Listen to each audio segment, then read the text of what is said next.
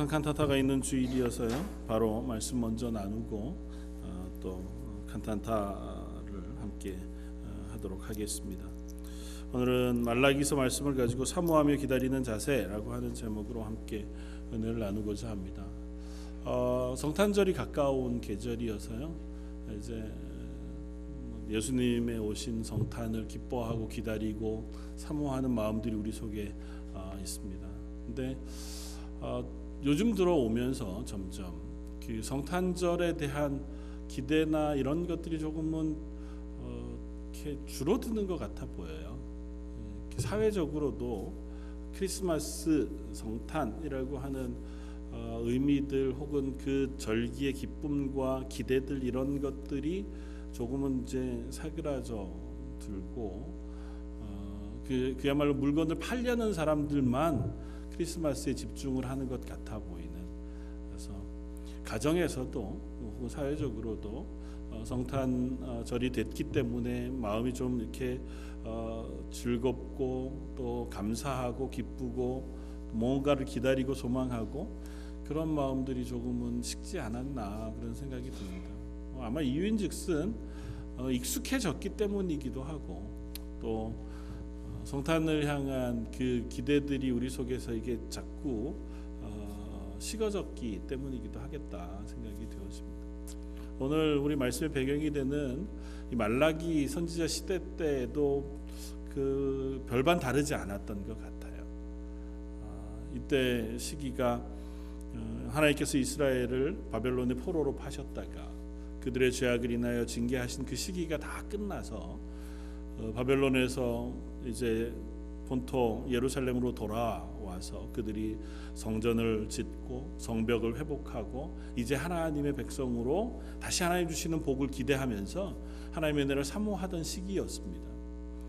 그 하나님이 주실 은혜 그리고 하나님이 보내어 주시겠다고 약속하신 메시아, 또 그 메시아는 다름이 아니라 옛날 다윗 왕과 같은 왕으로 오셔서 이 이스라엘이라고 하는 나라 이제 외세에 의하여 완전히 멸망하고 흔적도 없이 사라져버린 것 같은 나라를 다시 그때보다 더 강성한 나라, 또 하나님이 복받는 위대한 나라를 만들어 주시겠다고 하는 그 약속을 기대하는 것이었거든요. 그러니까 빨리 그날이 왔으면 좋겠다. 사실은 바벨론에서 올 때에도 그런 소망이 있었기 때문에 왔어요. 바벨론에서 이 예루살렘을 향해 돌아왔던 사람들의 명단을 우리가 에스라, 느헤미야서에서 쭉 읽거든요. 말라기 선지자는 그 느헤미야가 성벽을 다 수축하고 나서 나중에 다시 바벨론으로 아마 돌아가게 되는데, 돌아간 이후에 선지자 활동을 한 사람으로 우리가 알고 있습니다. 그러니까 그 사람들이 여전히 지금 예루살렘 혹은 이스라엘 백성으로 있을 때에 그들의 기대는 뭐였냐면, 내가 바벨론에서 잘 정착하고 살았어요. 70년도 살았으니까요. 70년 사는 동안 그냥 내일 갈 것처럼 산 게 아니고 거기에 어쩔 수 없이 사는 삶을 살면서도 정착하고 살았고 그곳에서 자기 기반을 다 닦아놓은 사람들이었는데, 그 기반들을 다 놓아두고 하나님께서 약속하신 회복을 사모하면서 그 성전을 짓고 하나님을 예배해야겠다는 열망을 가지고 예루살렘으로 돌아온 사람들이었단 말이죠. 그러니까 처음에 왔을 때 얼마나 기대가 있었겠어요. 이제 하나님께서 우리를 회복하시겠구나. 선지자 이사야의 말씀처럼 선지자들에게 약속하셨던 것들처럼 우리에게 하나님께서 복을 부으시고 회복하셔서 강성한 나라가 되게 하시고 메시아를 보내주셔서 이 나라가 정말 멋지게 하나님의 나라가 되겠구나. 그런데 웬걸요? 그런 일이 별로 일어나지 않습니다. 나름대로 자기들 딴에는 하나님 앞에서 열심을 내어 회복을 기대하고 소망하는 것 같았는데, 정작 이루어지는 일들은 아무런 변화가 없는 것 같아 보인단 말이죠. 위대한 지도자가 세워지는 것도 아니고, 그렇다고 해서 와서 사는 삶 동안 하나님이 회복시키셨으니 주변의 나라들의 위협이라도 없으면 좋을 텐데 그렇지도 않아요. 성전을 쌓고 성벽을 쌓는 동안에도 얼마나 그걸 방해하고 또 그것을 막기 위해서 주변의 사마리아에서 주변에 있는 나라들이 공격해 오는지요. 그 위협을 피하기 위해서 일하면서 한 손으로는 창을 들고 한 손으로는 일을 해야 할 만한 그런 상황 속에서도 열심을 냈단 말이죠. 그러면 그 일이 끝나면 그래 참 너희들이 잘했다. 그리고 하나님께서 복을 부으시면 좋은데 그렇지도 않아요. 농사를 지으면 그게 막 풍족하게 열매를 맺고 신명기의 말씀처럼 그렇지도 않고 여전히 자연재해도 있고 열심히 농사를 짓고 일을 했는데 결국 남는 거 보니까 별로 없어. 내년을 또 걱정해야 되는 상황. 여전히 이 나라가 어떻게 될지 불안하고 뭐 어떻게 하나님께서 우리를 회복하실지에 대한 소망도 별로 잘 안 생기는 그런 시기가 됐어요. 그러니까 이들이 하나님의 약속하신 것을 기다리기는 기다리지만 이제 희미해져 버린, 어쩌면 흔들려져 버린, 그래서 그냥 현실을 살고 있는 그들에게 하나님 말라기 선지자를 통해서 다시 말씀해 주십니다. 오늘 말씀 3장 1절은 이렇게 선포합니다. 만군의 여호와가 이르노라 보라 내가 내 사자를 보내리니 그가 내 앞에서 길을 준비할 것이요 또 너희가 구하는 바 주가 갑자기 그의 성전에 임하시리니 그 너희가 사모하는 바 언약의 사자가 임할 것이다. 하나님이 약속하신 대로 하나님의 사자가 하나님의 메시아가 너에게 갑자기 임할 것이다. 하나님의 약속이 그것이에요. 그런데 하나님의 이 약속이 전해지는 배경을 좀 살펴보아야 합니다. 말라기서는 참 재미있게 쓰여져 있어요. 선지자의 대답 혹은 하나님의 질문, 백성들의 대답, 백성들의 질문 이것들이 번갈아 가면서 이렇게 쓰여져서 어떤 신학자는 이 말라기서를 잘 짜여진 법정 드라마 같다 그렇게 표현할 만큼 피고와 원고가 있고 그것에 대해서 반응하고 변명하고 아니면 그것을 설명하는 그런 것들로 쭉 이루어져 있는데 이 안에 이스라엘 백성의 질문들을 우리가 한번 읽어보면 질문들의 이스라엘 백성들의 마음은 이런 것입니다. 오늘 우리가 본문의 3장 1절은 네 번째 이야기들 중에 하나인데 그것에 대한 질문이 뭐였냐 하면 2장 17절 질문에 대한 대답이에요. 3장 1절부터가 2장 17절은 이렇습니다. 너희가 말로 여호와를 괴롭게 하고도 이르기를 백성들의 말입니다. 우리가 어떻게 여호와를 괴롭게 하여 드렸나이까. 너희가 모든 악을 행하는 자는 여호와 눈에 좋게 보이며 그에게 기쁨이 된다 하며 말하기를 정의의 하나님은 어디 계십니까? 그렇게 얘기한다.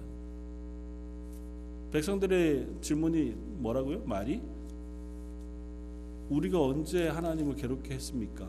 그러니까 하나님의 말씀이 너희가 하나님을 괴롭게 한다. 너희가 삶을 바르게 못 산다. 그러니까 백성들의 대답이 우리가 언제요? 우리가 언제 하나님을 괴롭게 해드렸습니까? 우리가 보기에는 실제로는 하나님 앞에 악을 행하는 사람을 하나님 더 좋아하시는 것 같은데요. 하나님은 선을 행하고 말씀을 지키는 사람보다 악을 행하고 또 하나님 보시기에 나쁜 일을 하는 사람을 더 좋게 보시는 것 같아 보입니다. 그 하나님 도대체 어디 계신 겁니까? 정의의 하나님이 계시다면 이런 일은 있으면 안 되는 것 아닙니까? 그것이 백성들의 대답이었다는 거예요. 백성들의 얘기였다는 것입니다. 하나님 정말 살아는 계시는 겁니까? 말라기서 계속해서 백성들의 이야기는 이렇습니다. 1장 6절에 우리가 어떻게 주의 이름을 멸시했습니까? 그 다음에는 우리가 어떻게 주를 더럽게 했습니까? 오늘 우리가 읽었던 17절에는 우리가 어떻게 여호와를 괴로우시게 했습니까? 3장으로 넘어가서 3장 7절에 우리가 어떻게 하여야 돌아가리까? 8절에는 우리가 어떻게 주의 것을 도적질하였나이까? 13절에는 우리가 주의 무슨 말로 주를 대적하였나이까?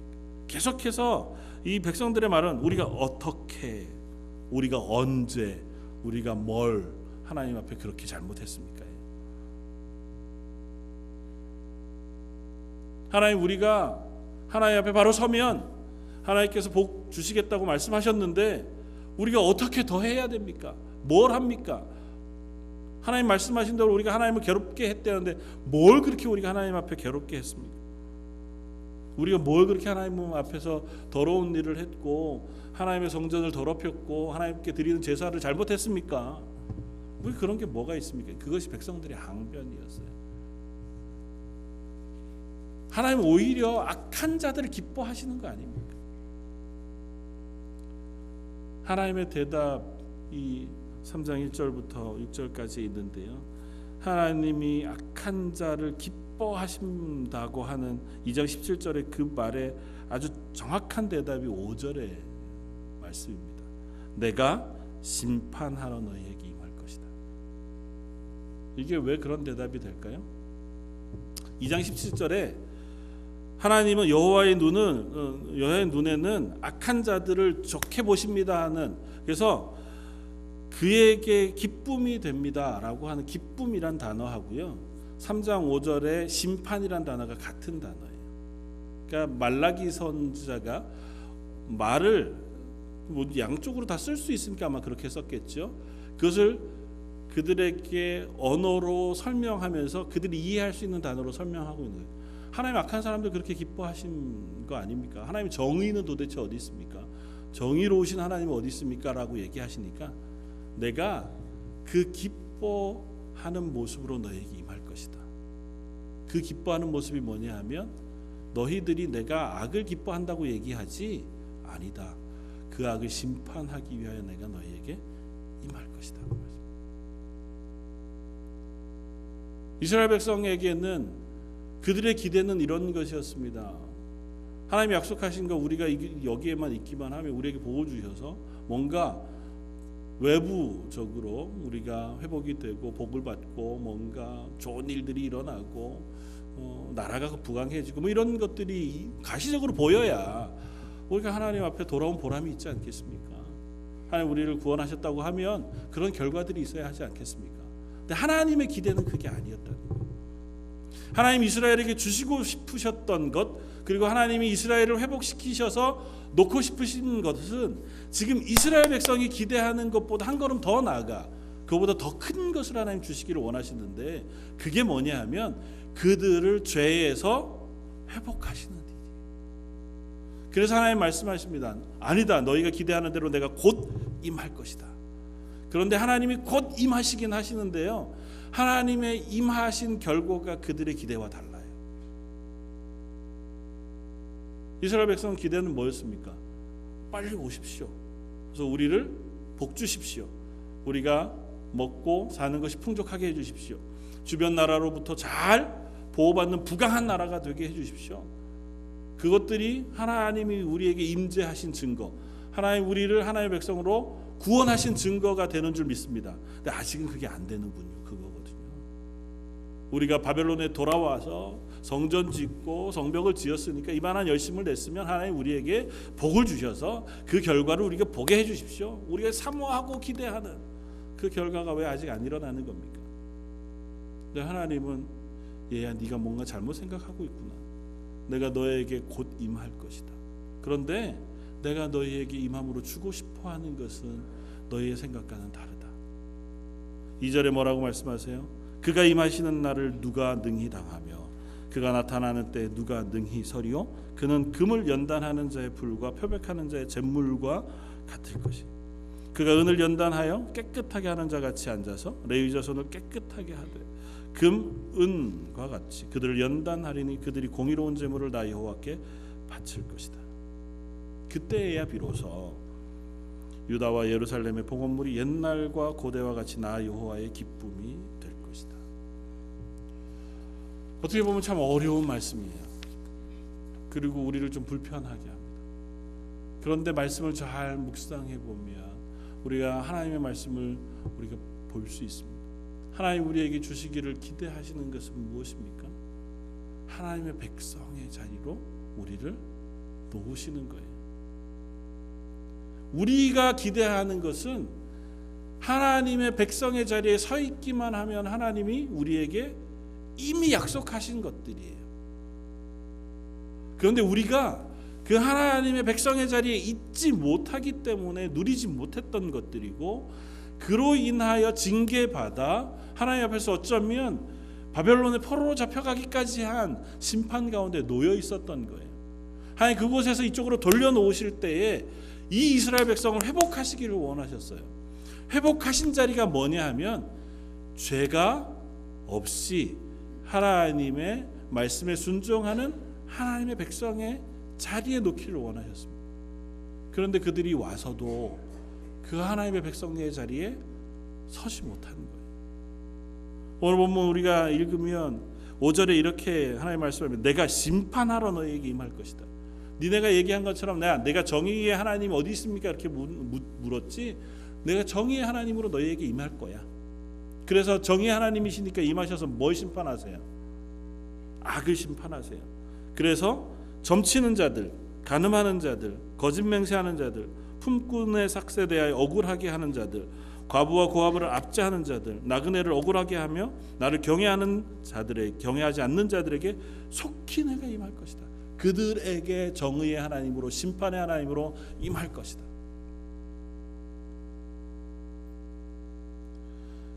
이스라엘 백성에게 두려운 말씀일까요? 감사한 말씀일까요?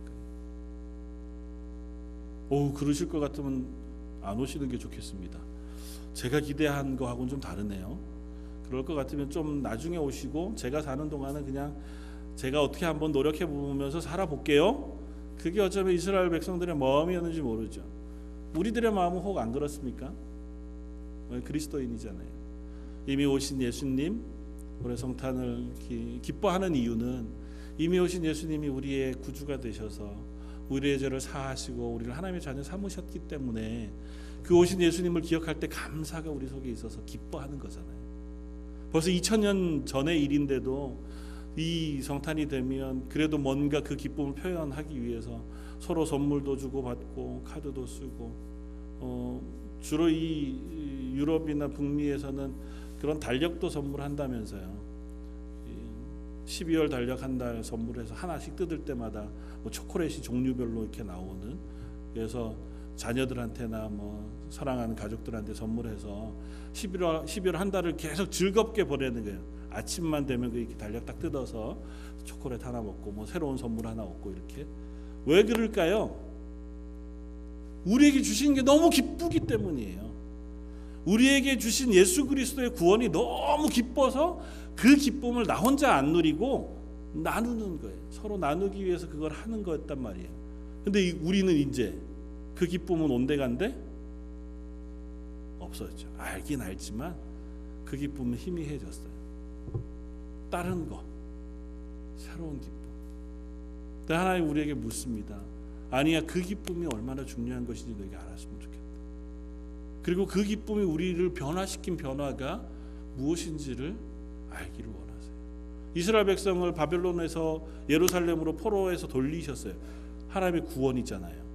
이미 하나님 그들을 구원하셨어요. 그들을 징계하신 곳에서 회복시키셨단 말이죠. 하나님 회복하신 그 자리에서 하나님 이스라엘 백성에게 기대하시는 건 뭐예요? 하나님의 백성으로 사는 거예요.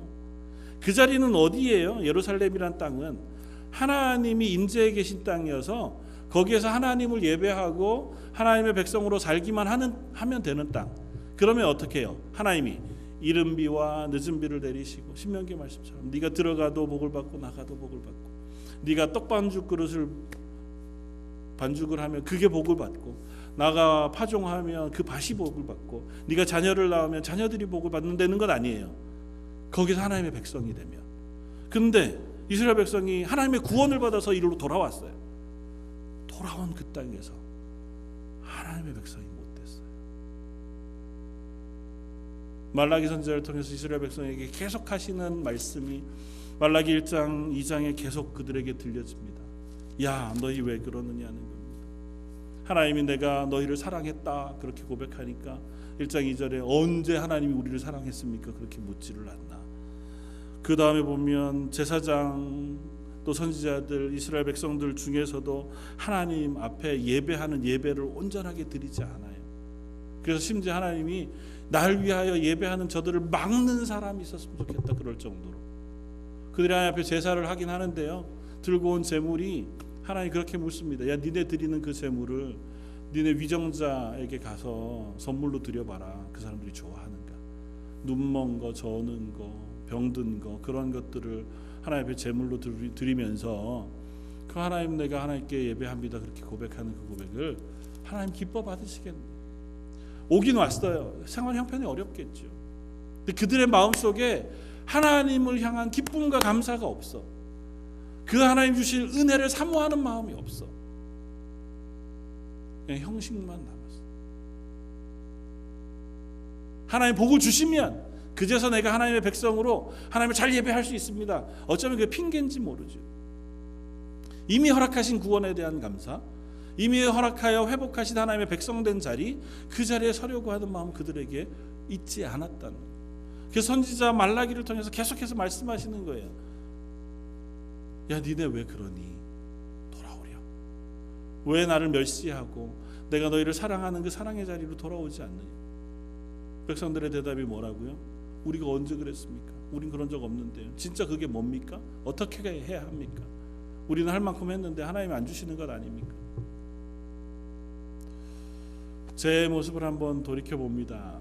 2018년을 마무리해가면서 지난 한 해를 내가 하나님 앞에서 어떻게 살았나, 혹은 런던 제일장로교회를 섬기면서 하나님 앞에서 어떤 기대를 가지고 살고 있는가, 혹은 하나님이 우리에게 주신 구원의 기쁨, 이미 우리의 하나님이 되셔서 우리의 삶의 주인 되시겠다고 약속하신 그것에 대한 감사, 그것은 놓쳐버린 채 하나님, 난 이런 게 참 어렵네요. 이건 참 불편합니다. 이런 건 제가 하기가 참 어려워서 더 애쓰기도 참 쉽지 않고, 더 노력하는 건 내가 이제 체력이 안 돼서, 내가 열심히 좀 부족해서 더는 못하겠습니다. 그래서 조금은 기대도 사그러들고 소망도 사그러들고 또 무엇인가를 해야겠다고 하는 마음도 사그러든 채로 지나가고 있는 것은 아닌가. 한 해를 마무리하면서 다시 한번 우리 속에 하나님이 주신 소망이 회복되었으면 좋겠다 하는 마음이 듭니다. 분명히 하나님은 하나님의 백성들을 향한 기대가 있으시고 계획이 있으신 줄 믿습니다. 오늘 말라기 선지자를 통해서 이스라엘 백성에게 말씀하시는 것, 그들을 포기하셨다면 이 말씀하실 일이 없어요. 하나님 그들을 향하여 여전한 기대를 가지고 계시기에 하나님이 너희를 내 백성의 자리에 놓기를 원하신다고 말씀하시는 거예요. 하나님께서 임재하시면, 다시 오시면 그것이 그냥 마냥 기쁨만은 되지 않을 거야. 그러나 너희에게 심판으로 임하는 것 같은 그때라 할지라도 그것이 너희를 멸망으로 인도하는 것이 아니고 너희를 회복하는 것이라고 하는 사실을 오늘 말씀이 말씀하세요. 하나님 불로 임하세요. 그런데 그 불을 뭐라고 말씀하세요? 금과 은을 재련하는 불로 임하세요. 하나님이 잿물과 같이 그들을 깨끗게 하시기 위하여 오세요.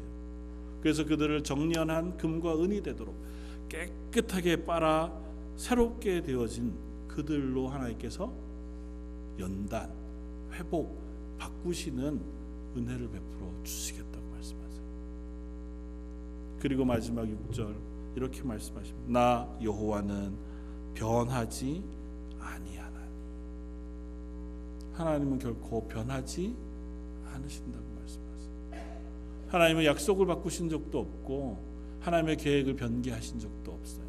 이스라엘 향하여 하나님의 말씀하신 말씀을 한 번도 변하신 적이 없어요. 신명기 말씀 가운데 그들에게 언약하셨던 약속, 너희가 하나님의 말씀에 순종하고 하나님의 백성의 자리에 서면 너희가 복을 받을 것이다 약속하신 약속을 하나님 한 번도 변개하신 적이 없어요. 우리가 범죄하고 하나님의 말씀을 불순종하고 하나님의 은혜 가운데 있지 아니하여 자기 마음대로 살아가면 하나님께서 그들을 벌하실 것이라고 하신 약속을 바꾸신 적도 없어요. 다시 오실 예수 그리스도를 통해서 하나님께서 이스라엘에게 그리고 우리에게 허락하실 것도 다르지 않아요. 예수님을 통하여 우리를 향하여 선포하게 하신 그 첫 메시지가 뭡니까? 회개하라, 천국에 가까웠느니라. 우리와 하여금 죄에서 돌이켜 하나님의 백성의 자리로 돌아오라고 명령하신 것이고, 그 예수 그리스도를 통하여 완성하신 것도 우리의 죄를 사하시고 하나님의 백성의 자리로 옮겨 놓으신 거였잖아요. 저 여러분들이 그리스도인 된 것 역시 그 예수 그리스도를 통하여 하나님의 자녀가 되었고 구원받은 하나님의 백성이 되었습니다. 그렇다면 이제는 우리는 어떻게 성탄의 계절에 무엇을 기대하고 소망하며 이 시기를 보내야 할까요? 다시 오실 예수님,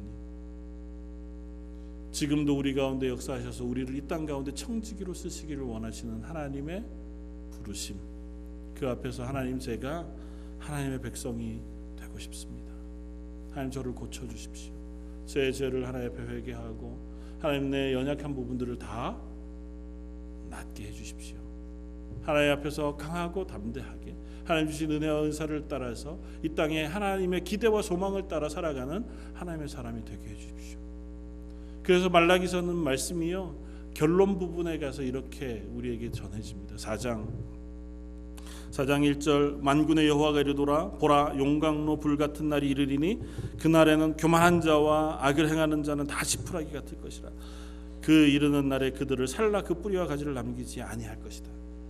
그날 하나님이 임하시는 날 그런 심판이 있을 거예요. 그러나 2절에 내 이름을 경외하는 너희에게는 공의로운 해가 떠올라서 치료하는 광선을 비추리니 너희가 나가서 외양간에서 나온 송아지같이 뛰리라.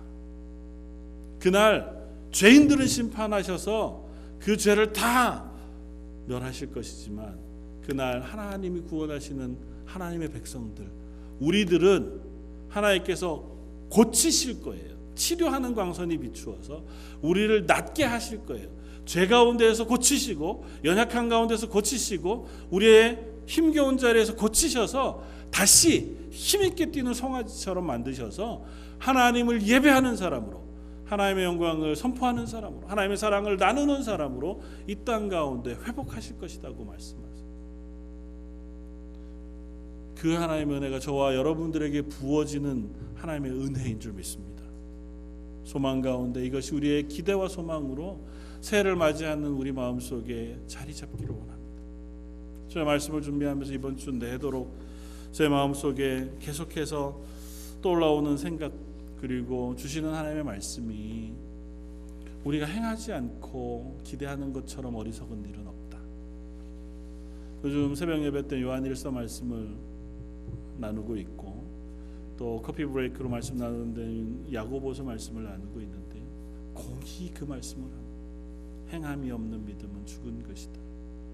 그런데 우리 믿음이 죽었나 안 죽었나 살피기 전에 이렇게 하나님이 말씀하세요. 야, 너 움직이지 않으면, 행하지 않으면 결과를 얻을 수 없다. 씨앗을 심지 않고 열매를 얻을 수 없고 내가 걸어가지 않고 무엇인가 어디인가 도달하기를 기대하는 것처럼 어리석은 것이 없듯이 우리 하나님의 사람으로 하나님의 복을 누리고 하나님의 사람으로 이 땅 가운데 교회가 되기 위해서 너 일어나 걷기 시작해야 한다. 그게 무엇이든 우리가 순종하고 실천해야 그 다음 하나님 주시는 은혜와 복을 누릴 수 있다고 하는 그 마음을 우리가 얻습니다. 그래서 말라기 선지자를 통해서 하나님 말씀하시는 것도 동일해요.